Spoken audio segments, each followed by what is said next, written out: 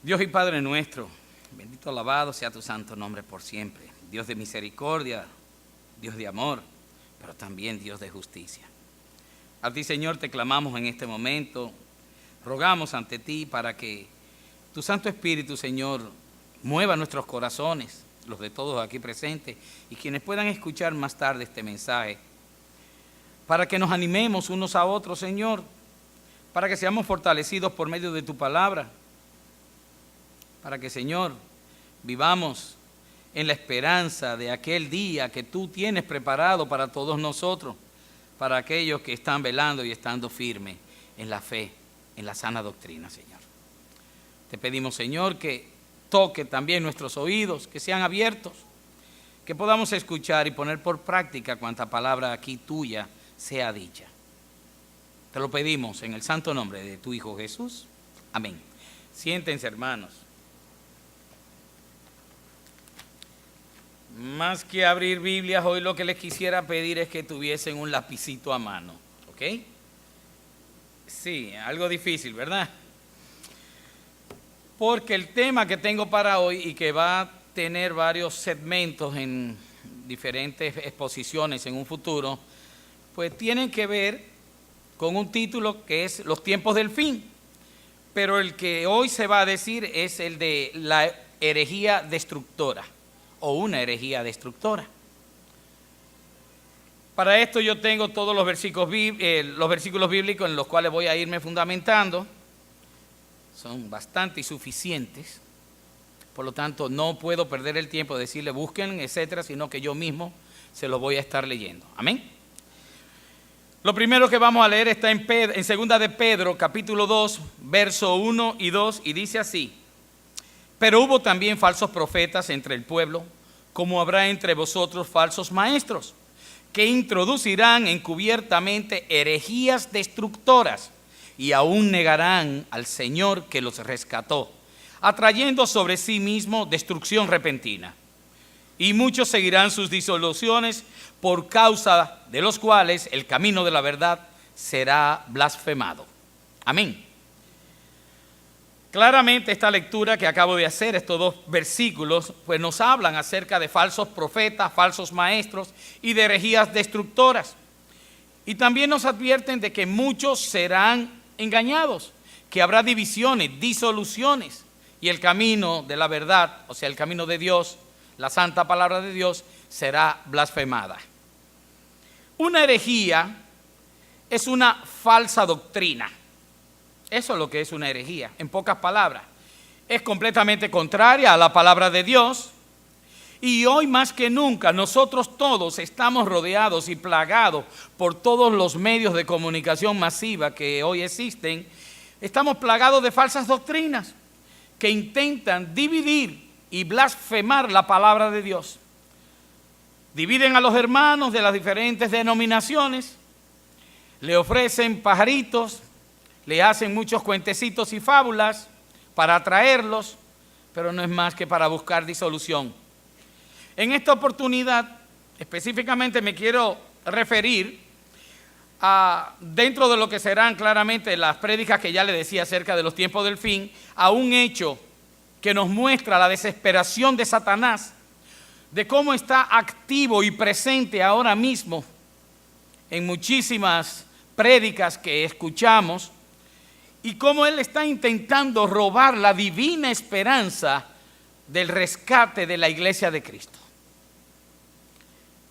Y ustedes dirán, ¿cómo es eso posible? Bueno, yo me refiero específicamente a la gran proliferación de herejías en contra de la doctrina del arrebatamiento. Hoy en día yo no escucho realmente a muchos predicadores hablar a favor del arrebatamiento, pero sí escucho a muchos manifestándose y diciendo que eso no va a ocurrir, o diciendo que eso va a ocurrir, falta mucho, muchísimo tiempo para que nos distraigamos, no velemos, no estemos vigilantes y sencillamente, como dicen en el buen refranero dominicano, nos cojan haciendo batata. O sea, no es posible que nosotros oigamos esas voces y no veamos lo que nos dice la palabra de Dios. Hoy muchos dicen que no sucederá, otros que el rapto y la segunda venida es lo mismo, mentira.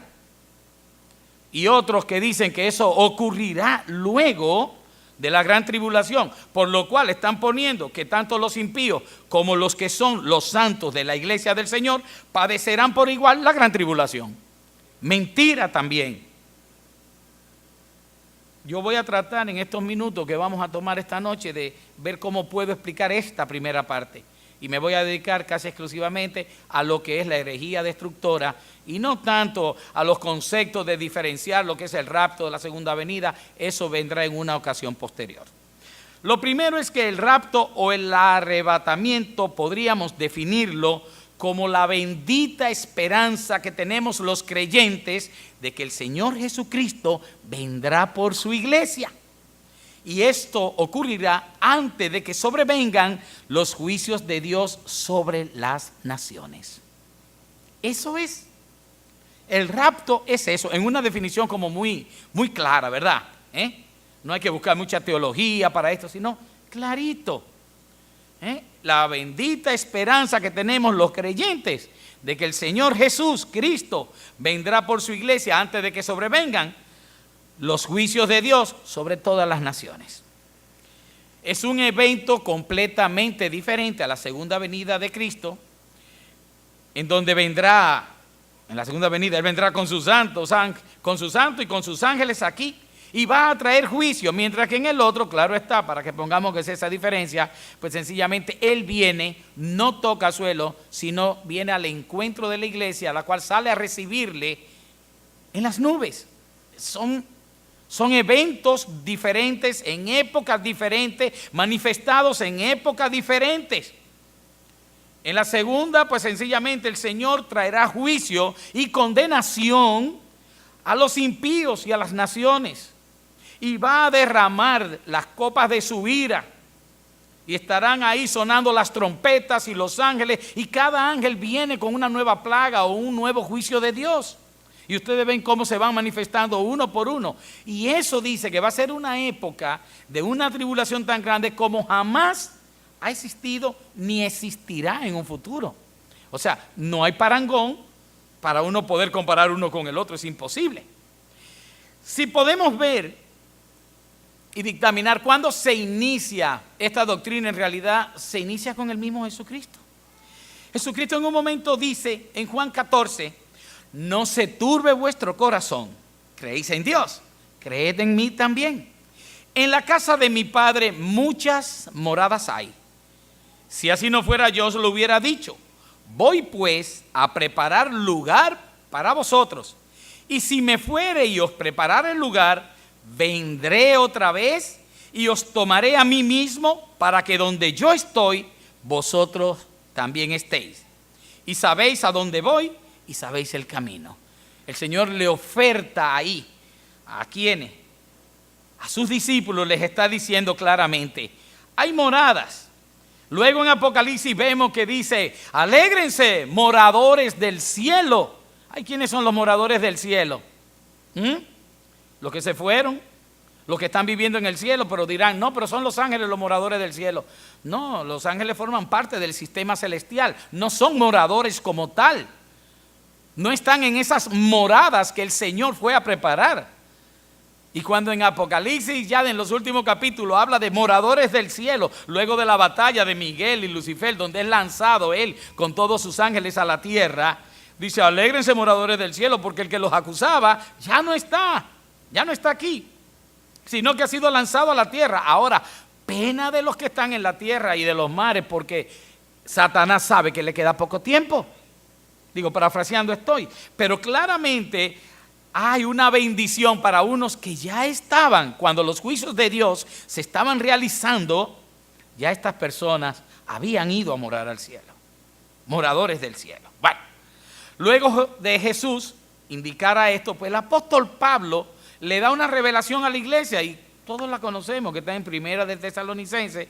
Yo voy a tomar el capítulo 4 del verso 3 y dice, tampoco queremos, hermanos, que ignoréis acerca de los que duermen, para que no os entristezcáis como los otros que no tienen esperanza.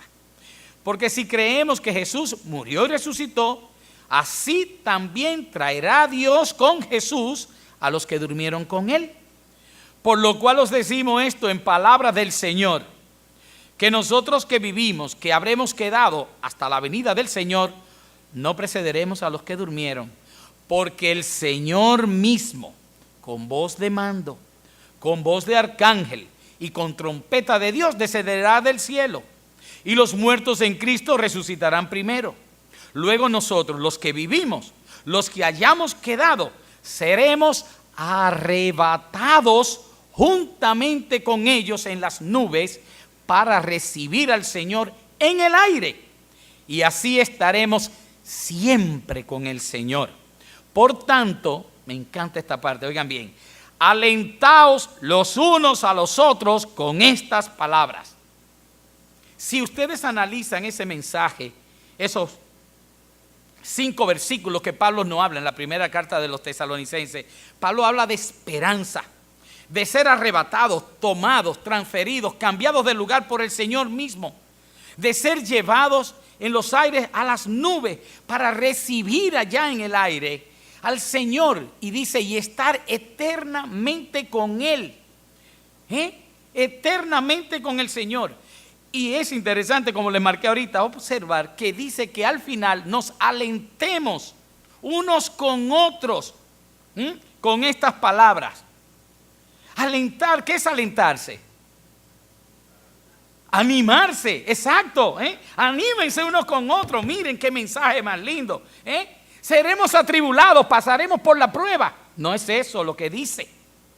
No es eso lo que dice. Dice que el Señor viene a recogernos.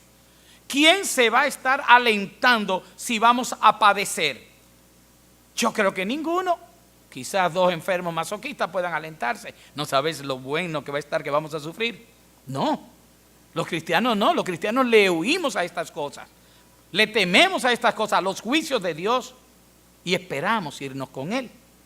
En el capítulo siguiente, para que vean, Tesalonicenses 5:9 dice, porque no nos ha puesto Dios para ira, sino para alcanzar salvación por medio de nuestro Señor Jesucristo. El arrebatamiento no es cuestión de recompensa, es cuestión de salvación. Forma parte de la salvación misma.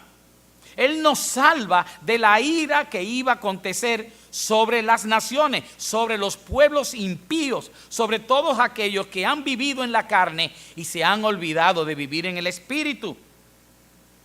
Dice que vamos a alcanzar salvación por medio de nuestro Señor Jesucristo, quien murió por nosotros para que ya sea que velemos. El Señor en Mateo 24, eso es precioso como el Señor manda y dice, velad en todo momento, velad porque no sabéis cuándo volverá el Señor, cuándo vendrá el Hijo del Hombre. Velad, estad sobrio, velad y permaneced en oración, velad y estar firme.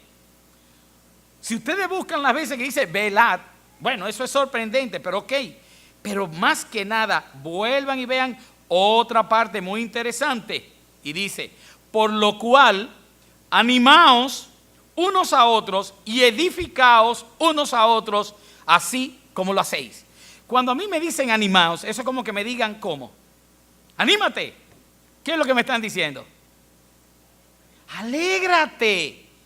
Volvemos a lo mismo. Allí decía, alentaos unos a otros. Y no ha pasado nada más que unos cuantos versículos. Y dice ahora, animaos unos a otros. ¿Con qué nos vamos a animar? ¿Con ser atribulados?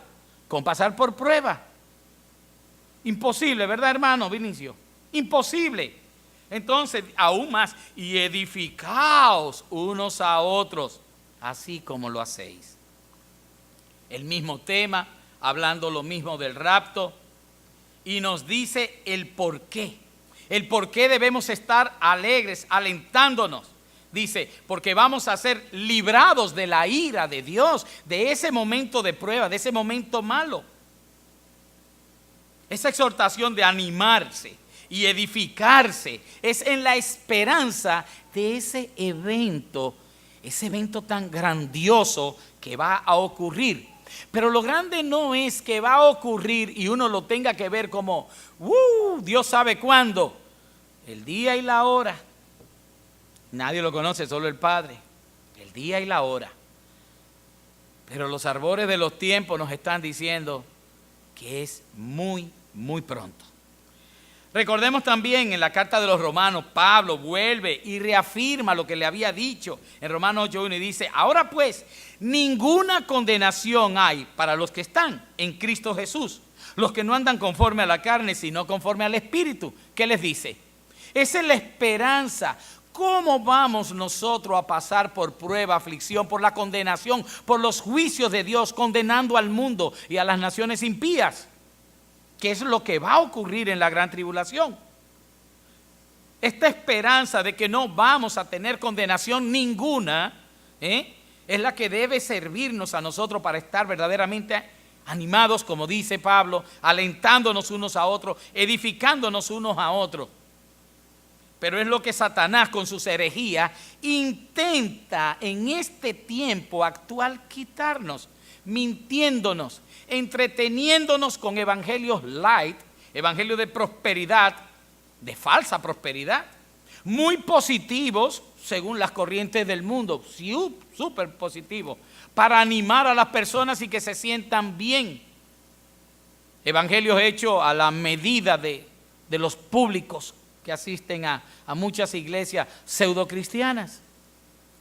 En estos momentos es cuando todas las iglesias de Cristo debieran estar animadas por las señales que están aconteciendo, que indican perfecta y claramente que estamos llegando al final de los tiempos, que nos dicen que la venida del Señor es pronto, muy pronto. Entonces aparecen unos cabezones mentirosos, hinchados por su propia sabiduría humana, guiados, manejados por Satanás, diciendo que no hay rapto. Y cuando no se atreven a negarlo del todo, entonces dicen: pero para eso falta muchísimo. Muchísimo. ¿Ustedes creen de verdad? ¿Cuál de ustedes ha visto la prensa últimamente y ha comparado lo que dice la Biblia, lo que dice el Señor, Mateo 24, por ejemplo, con lo que está ocurriendo hoy? ¿Cómo dice que va a estar el mundo? Lo compara con la época de Noé. Y dice por qué en otros versículos aparte, en otra carta. Pero así sucesivamente nosotros vemos también cómo va a estar la sociedad, cómo va a estar la naturaleza, los fenómenos atmosféricos. Todo eso lo vamos a estar viendo. Cómo se iban a intensificar guerras, rumores de guerra. Cómo se iban a levantar nación contra nación. Que iban a haber hambrunas y pestes. ¿Ya vieron por dónde anda el ébola? Ya van 3 naciones africanas que tienen ébola. Y que Dios nos cuide, porque ¿de dónde vino la chikungunya? No fue de África. Oí decir que fue del África que vino. Inclusive eso está en un dialecto que lo que dice es hombre torcido o algo así por el estilo. Pero llegó aquí y ha afectado a más de 500,000 de personas. Y seguirá. Ya está en Venezuela, en Puerto Rico, etcétera, y en Miami han aparecido casos. O sea que se propaga muy fácil. Muy, muy fácil. Entonces, todas estas cosas son para que nosotros abramos los ojos y veamos lo que nos está diciendo, las señales de los tiempos. Pero no, hay muchas personas, y es lo que me choca, predicando no el arrebatamiento, que estemos alerta y esperándolo, sino en contra del arrebatamiento.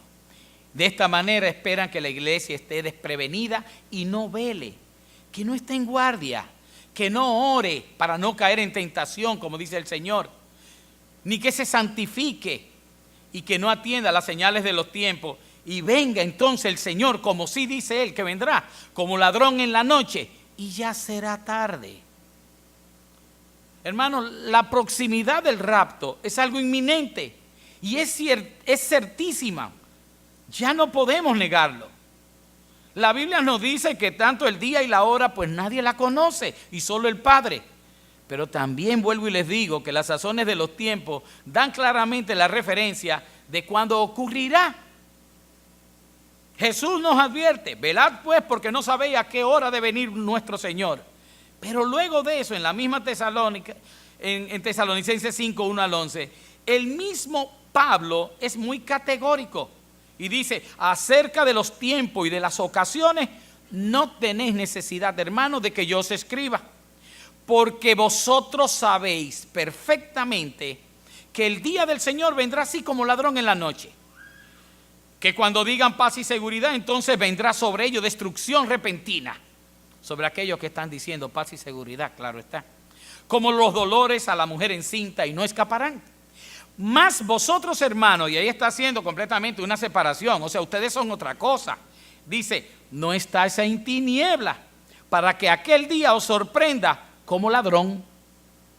O sea, ustedes no están en vuestra visión de lo que está ocurriendo, no está entenebrecida, no tiene un manto por delante, porque todos vosotros sois hijos de la luz del día, no somos de la noche ni de las tinieblas. Por tanto, entonces, ¿qué debemos hacer? Dice, no durmamos como los demás. Pero ahí el verbo que utiliza como dormir es ciertamente ese, el de dormir, el de estar roncando, dormido. No es el de que también se utiliza Pablo para referirse a los difuntos, es diferente. Dice, si no, velemos y seamos sobrios. Pues los que duermen de noche duermen y los que se embriagan de noche se embriagan. Pero nosotros que somos del día, seamos sobrios, habiéndonos vestido de la coraza de la fe y de amor y con la esperanza de salvación como yelmo. Y vuelve el 9 y dice, porque no nos ha puesto Dios para ira. ¿Entiende? O sea, esa no es nuestra conclusión, ese no es nuestro destino, no es eso para lo que el Señor nos tiene. Dice, sino para alcanzar salvación por medio de nuestro Señor Jesucristo. Eso está claro. Cuando dice no durmamos como los demás, ¿quiénes son los demás? Los del mundo. El sistema que está allá afuera, que está entretenido, escuchando fábulas, que está sencillamente muy apartado de la realidad, de lo que está ocurriendo. Cuando dice que no durmamos, es porque estamos trabajando, es porque estamos haciendo algo efectivo en las cosas de Dios, en las cosas de Cristo. Para ello es necesario que nosotros prioricemos primeramente las cosas del reino como tal, y dice la Escritura, buscad primeramente el reino de Dios y su justicia, y las demás cosas os vendrán por añadidura. Eso es lo que el Señor nos pide, que vivamos en santidad para cuando el Señor de la casa regrese, nos encuentre haciendo tal como Él nos dejó y como nos dijo que hiciéramos. Ustedes ven que el último libro de la palabra es el Apocalipsis. El mismo Espíritu Santo lleva que se llame a sí mismo el libro de las revelaciones. Si es de las revelaciones, ¿qué es lo que hace una revelación? Es para que conozcamos, no para que seamos confundidos. Y ahí nos trata acerca del rapto y las iglesias. En los 3 primeros capítulos hablan 19 o más veces acerca de las iglesias, pero después del 3 no habla más de iglesia hasta que llega al capítulo 19, 20 por allá. ¿Por qué no hay una advertencia a los cristianos de lo que van a padecer? Porque no van a padecer la iglesia del Señor, porque la iglesia del Señor no va a estar en ese evento, porque el evento previo llamado el rapto, el cual se debería estar hablando en toda ocasión que fuese posible en las iglesias para animar, ¿qué más? Para alentar, ¿qué más? Para edificarnos, se está quedando en el olvido. Y dice que el Señor vendrá como ladrón en la noche. Apocalipsis 3:1 dice, escribe al ángel de la iglesia de Sardis, una iglesia, está claro, y dice, el que tiene los 7 espíritus de Dios y las 7 estrellas dice esto, yo conozco tus obras, que tienes nombre de que vives y estás muerto. O sea que le está hablando a una iglesia que no está muy bien del todo, muy mal. Sé vigilante, o sea, vigilante que es, velad. Jesucristo en Mateo 24 lo dice 3 veces. Sé vigilante y afirma las otras cosas que están para morir, porque no he hallado tus obras perfectas delante de Dios. Acuérdate pues de lo que has recibido y oído, y guárdalo y arrepiéntete. ¿Qué piensan ustedes que había recibido la iglesia de Sardis, que debía guardar? Sana doctrina, evangelio, la palabra de Dios. Y dice, guárdalo y arrepiéntete. Y le da una advertencia. Miren cómo dice: pues si no velas, vendré sobre ti como ladrón y no sabrás a qué hora vendré sobre ti. Le da una condición: si no velas, vendré sobre ti como ladrón. Como dijo que iba a venir en aquel día. Vendrá como ladrón, así mismo. Aún más aún. El 7, escribe al ángel de la iglesia de Filadelfia. Otra iglesia, hermanos. Esto dice el santo, el verdadero, el que tiene la llave de David, el que abre y ninguno cierra, y cierra y ninguno abre. Yo conozco tus obras. He aquí he puesto delante de ti una puerta abierta, la cual nadie puede cerrar. Porque aunque tienes pocas fuerzas, has guardado mi palabra y no has negado mi nombre. Esta está mejor, ¿verdad? Esta está perfecta. Y dice: he aquí yo entrego de la sinagoga de Satanás a los que se dicen ser judíos y no lo son, sino que mienten. He aquí, yo haré que vengan y se postren a tus pies y reconozcan que yo te he amado. El 10, verso 10 es lo más importante y dice: por cuanto has guardado la palabra de mi paciencia, yo también te guardaré. ¿Qué significa en este caso te guardaré? Te protegeré. Te guardaré de la hora de la prueba que ha de venir sobre el mundo entero para probar a los que moran sobre la tierra. ¿Están oyendo eso? El Señor le está diciendo: te voy a dar fortaleza para que te quedes y soporte. No dice así. No dice así. Él no tiene que soportar. Dice claramente: te guardaré. Cuando usted tiene una cosa guardada, ¿la tiene? Escondida, la tiene segura, en lugar seguro. El arrebatamiento no es más que eso: tomar de un lugar y llevarlo a un lugar seguro. Me acuerdo una vez que el pastor predicó acerca de eso y puso, por ejemplo, a un bombero. El bombero se mete en el fuego, toma a la persona y la arrebata y la lleva a un lugar seguro. El Señor hace lo mismo. Eso es lo que hace el Señor: la mueve de un lugar a un lugar seguro. Te guardaré de la hora de la prueba que ha de venir sobre el mundo entero. O sea que previamente, antes de que llegue esa hora de prueba, ¿cuál será? La tribulación, que dice que es para probar a los que moran sobre la tierra. Y Él vendrá, como le dijo a la primera Sardis, como ladrón en la noche. En toda ocasión el Señor lo dice, que nos cuidemos porque no sabemos a qué hora ni qué día habrá de venir. ¿Cómo es eso de ladrón en la noche? ¿Qué quiere significar? Bueno, el ladrón viene en la noche porque la noche cuida de que no apercibamos que viene un ladrón, claro está, no se ve. Puede venir cuando menos se le espera y normalmente se va a robar todo lo que encuentre a su paso. Si dejaste comida, bueno, pues se robará la comida. Y si dejaste la ropa, quiero decirte que se va a robar tu ropa. Cuando antes uno era muchacho, hace muchos años atrás, y se iba a bañar al río, pues uno cogía la ropa, hacía un macutico, ¿verdad que sí, hermana? Ya la vi, y lo ponía ahí, lo más escondido hasta abajo de una piedra o metido entre una rama y se metía en el baño a bañar, en ropa interior, como fuese. Y algunos tuvimos la mala suerte de que salíamos del río y ¿ropa dónde? Y la vergüenza era volver así para donde estábamos. ¿Y tu ropa? ¿Y qué fachas son esas? Uno iba muy, muy avergonzado. Y a eso es que se refiere cuando dice que velemos, que cuidemos, para que no nos roben la ropa, para que no salgamos despojados y entonces sintamos vergüenza. Miren aquí en Apocalipsis 16:15, dice: he aquí, yo vengo como ladrón. Bienaventurado el que vela y guarda sus ropas, para que no ande desnudo y vean su vergüenza. ¿Por qué?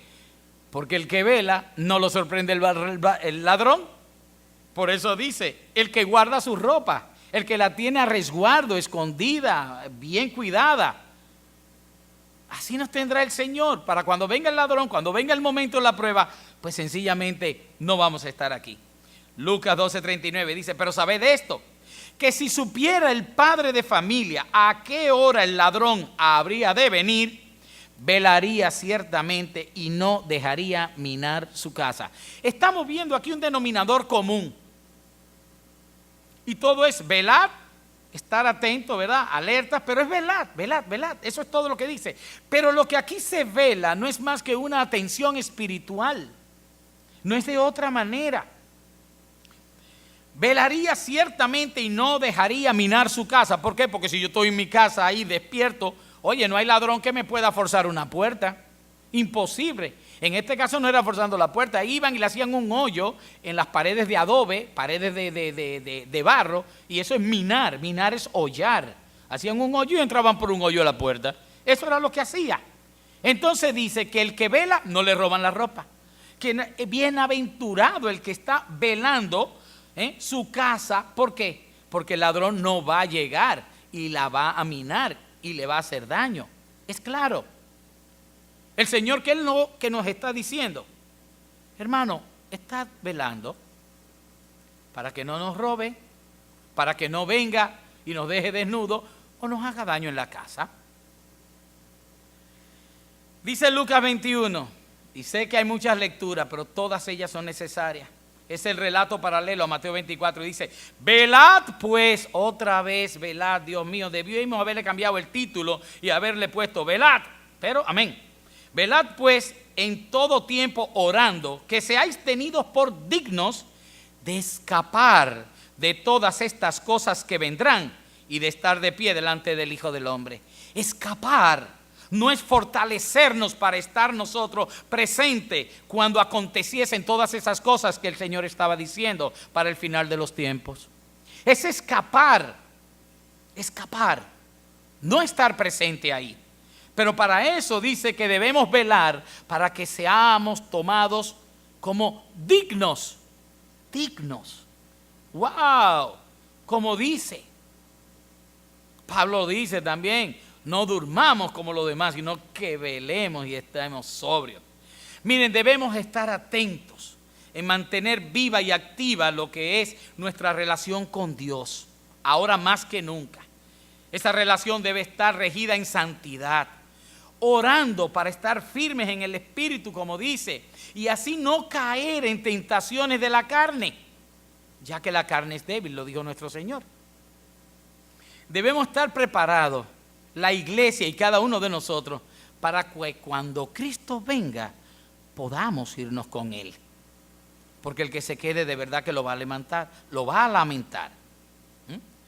El diablo lo que está intentando ahora es robarnos la esperanza de que vamos a ser librados de ese día malo donde todas las naciones y los impíos van a ser sometidos a prueba. Todos serán probados, sus casas minadas y tendrán vergüenza ante su desnudez. Así como las vírgenes, ¿se acuerdan la parábola esa de las 10 vírgenes? Cómo habían 5 sensatas que tenían aceite, lámparas, 5 insensatas que no tenían. Y ustedes dicen, bueno, pero ahí sí hay simbolismo. Eso está muy claro. El novio viene, no el novio, el esposo, porque no es novio de ella ni nada, el esposo viene. Ellas eran las que estaban en el cortejo, las damas de compañía de la novia, vamos a llamarle así. Y ustedes ven que tienen una lámpara. ¿Saben qué significado tenía la lámpara? ¿Se acuerdan el Salmo 119 que dice?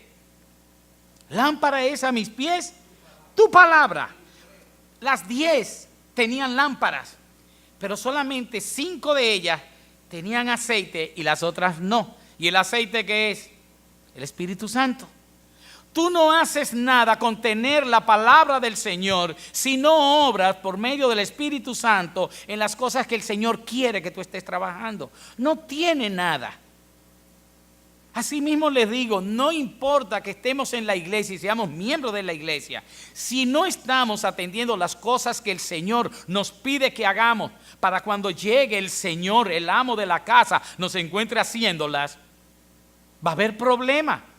Porque asimismo, cuando llegó el esposo, esas 5 que tenían sus lámparas encendidas, aquellas que no eran solamente oidoras de la palabra, sino hacedoras de la palabra, aquellas que tenían el Espíritu Santo que las guiaba.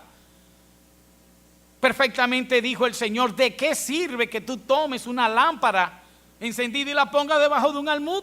¿A quién alumbra? A nadie. No sirve de nada, pierde el sentido. Nosotros somos hijos de luz. Nosotros somos la luz del mundo. Pero si tenemos el Espíritu Santo alumbrando con nosotros, funcionado a la palabra de Dios, de otra manera es imposible. Entonces debemos estar velando como las vírgenes prudentes y no como las insensatas que tenían la lámpara, tenían la palabra, pero no estaban alumbrando con ellas. No estaban trabajando. Sus lámparas estaban apagadas. Bienaventurados aquellos siervos, los cuales su Señor cuando venga halle velando. De cierto os digo que se ceñirá y hará que se sienten a la mesa y vendrá a servirles. Lucas 12:37. ¿Cuántas personas han perdido la esperanza? El rapto no es ahora, no están velando y sencillamente les pasará como a las vírgenes insensatas. Sufrirán su desvarío, su equivocación. Vino el esposo y dice la palabra y no estaban preparadas. Las que estaban preparadas fueron las que entraron con él. Y luego dice, y se cerró la puerta. Significa, ya no hay más oportunidad en ese momento para irse con él. Es el momento de predicar lo que está ocurriendo. La advertencia está clara. Pelemos. Estemos alertas. Concluyo con lo siguiente. Creo que una de las grandes señales de que estamos en los tiempos finales es esta negación que tienen muchísimas iglesias o pseudo iglesias, diría yo, con relación al rapto de la iglesia. Y esto es para robarnos la bendita esperanza de la cual nos habla el Señor. Las personas hoy en día no están deseosas de escuchar de que es el fin del mundo o se están acabando el final de los tiempos. Quieren evangelios acomodados a sus deseos, que los anime hablándoles de recompensas y bendiciones terrenales y pierden de vista el cielo, que es donde deben estar enfocados todos nuestros tesoros. Los meteorólogos ven las señales de los satélites y de todos esos aparatos que tienen y globos aerostáticos y no sé cuántas cosas más y reconocen la proximidad de una tormenta, tal como lo estuvimos viendo y padeciendo ahora mismo con la cuestión de la tormenta Berta, que hoy nos estuvo desde ayer y hoy afectando el territorio nacional.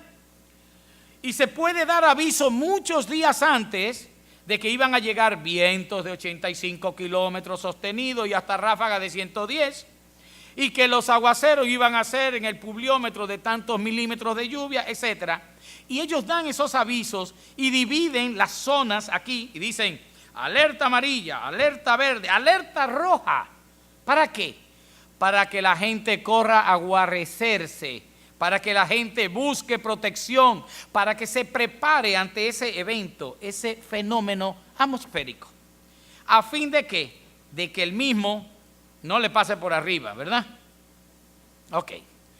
Las predicciones de esos meteorólogos, el pueblo las oye.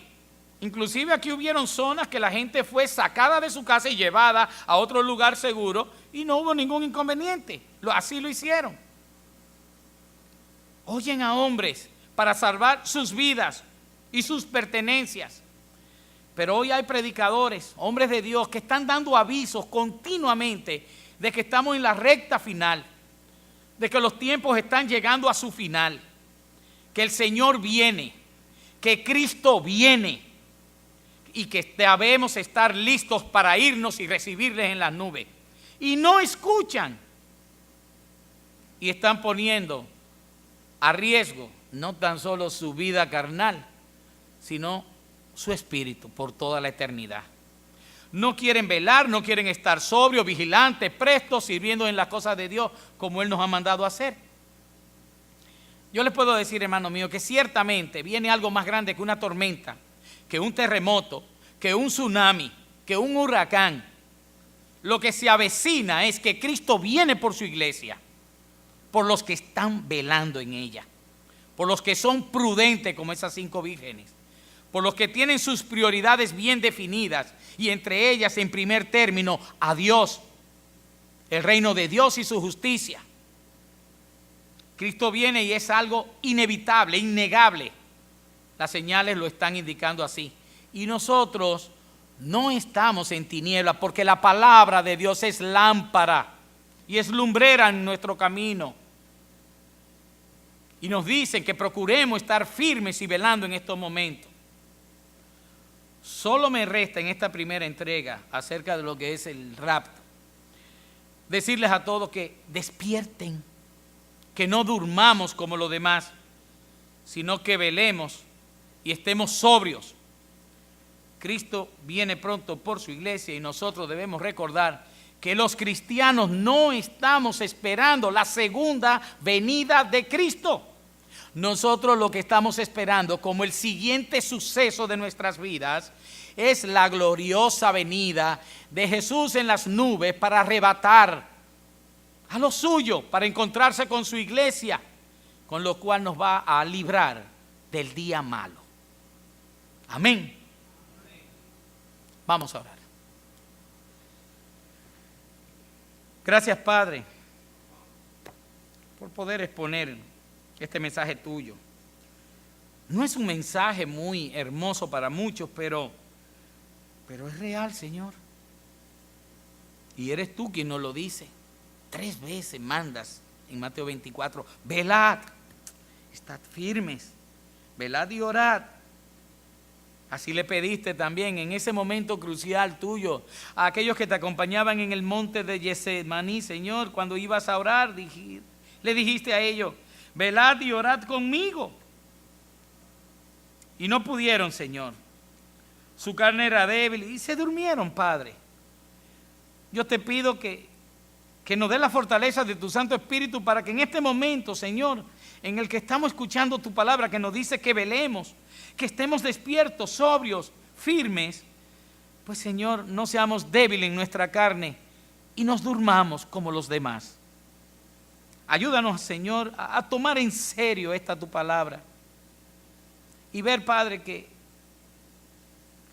tenemos que redimir el tiempo que se ha acortado grandemente en estos días y que tú vienes, Señor, en el nombre de Jesús. Amén.